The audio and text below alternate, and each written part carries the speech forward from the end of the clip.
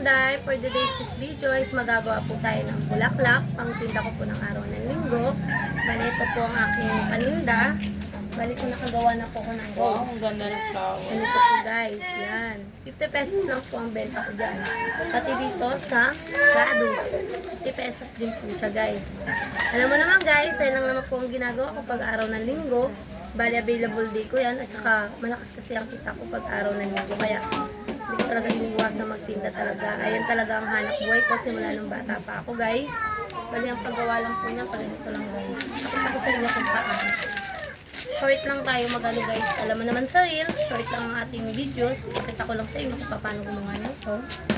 Yan lang guys. Yan. Nalagay lang tayo sa plastic. Tapos ayan. Lagyan niya naman na po. Kapag marami na po, kahit di na po natin lagyan ng design, puputulan lang po natin para ma-excel. Guys, ayan na po siya. Gawa na po siya guys. Ayan, 50 pesos na po siya guys.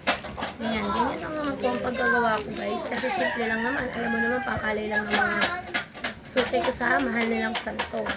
Yan lang guys. Ang aking pinakita. Kaya sa susunod na aking vlog, alam mo na, papakita ko ulit sa inyo kung paano ako magtinda sa araw ng linggo. Yun lang po.